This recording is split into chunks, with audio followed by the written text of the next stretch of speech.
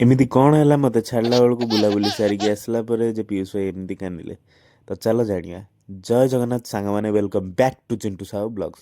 ତ ସକାଳୁ ଉଠିକି ଆଜି ମୋର ମିନି ବ୍ଲଗ୍ର ଡେ ନମ୍ବର 33କୁ ଷ୍ଟାର୍ଟ କଲି ବରା ଆଳୁଚପ ନୁହଁ ଇଟିଲି ଆଉ ବରା ଖାଇକି। ତାପରେ ଦେଖିଲି ମାମା ତାଙ୍କର ପୂଜା କରୁଥିଲେ, ତାପରେ ମୋତେ ଗୋଟେ କାମ ଦେଲେ ଯାହା ଘରର ଗ୍ରୋସରୀ ନେଇକି ଆସିବୁ।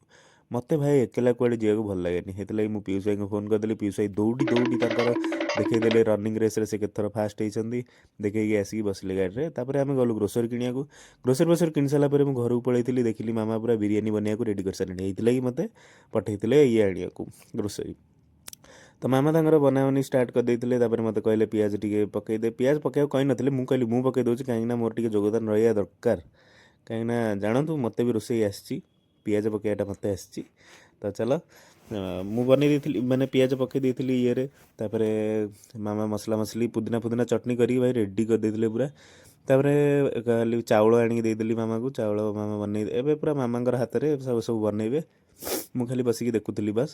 ତାପରେ ଗୁଡ଼ି ଦିଦି ମଝିରେ ଫୋନ୍ କରିଥିଲେ, ସିଏ ତାଙ୍କୁ ବି ଦେଖାଉଥିଲି, ଦେଖ ଆଜି ଆମ ଘରେ ବିରିୟାନୀ ହେଇଛି। ମାମା ତାପରେ ସବୁ ରେଡ଼ି କରୁଥିଲେ। ସବୁ ସରିଲା ପରେ ମୁଁ ଚାଲିଲି ଟିକେ ରିମୁନ୍କୁ ଆଣିବାକୁ। ସେ ସ୍କୁଲରୁ ଆସିବ ନା, ସେ ଆସିଲେ ପୁଣି ଖାଇବ।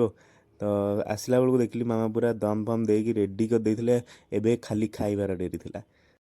ତାପରେ ମାମାଙ୍କୁ କହିଲି ମାମା ଟିକେ ଜଲ୍ଦି ବାଢ଼ି ଦିଅ, ମୋତେ ବିରିୟାନୀ ଦେଖିକି ବହୁତ ଜୋର ଭୋକ ହେଲାଣି। ମାମା ବାଢ଼ି ଦେଇଥିଲେ। ଭାଇ ବିରିୟାନୀର ଫାଷ୍ଟ ବାଇଟ୍ ନଉ ନଉ କି ଟେଷ୍ଟି, ଏତେ ଟେଷ୍ଟି ବିରିୟାନୀ ମୁଁ କେଉଁଠି ମାନେ ବାହାରେ ଆଜି ଯାଏଁ ଖାଇନଥିଲି। ଯାହାହେଲେ ମାମା ହାତ ରୋଷେଇ ଆଉ। ଖାଇଦେଇକି ତାପରେ ମୁଁ ଶୋଇପଡ଼ିଥିଲି। ତାପରେ ଉଠିଲି ସନ୍ଧ୍ୟାବେଳକୁ 4ଟା ବେଳକୁ ଉଠିଲି। ତାପରେ ପିୟୁଷ ଭାଇ ଆସିଥିଲେ, ତାଙ୍କ ହାତରେ ମୁଁ ଗଲି। ଆଜି ଗୋଟେ ମିଶନ ମିଳିଥିଲା ଆମକୁ, 35 କିଲୋ ଚାଉଳ ବସ୍ତାକୁ ନେଇକି ତାଙ୍କ ଜେଜେବାପାଙ୍କ ଘରେ ଦେବାର ଅଛି। ତ ଗଲୁ, ଆମେ ତାଙ୍କ ସ୍କୁଟିରେ ଆଗରେ ନଦୀ ଦେଇକି ଚାଉଳଟାକୁ ଡ୍ୟାନ୍ସ କରି ଗଲୁ। ତାପରେ ସନ୍ଧ୍ୟାବେଳକୁ ଖେଳାଖେଳି ସରିଲା ପରେ ଆମର ଯାଇଥିଲୁ ଟିକେ ଅମୃତ ବରା କିଣୁଥିଲା ତ ତା ସାଙ୍ଗେ ଠିଆ ହେଇଥିଲୁ।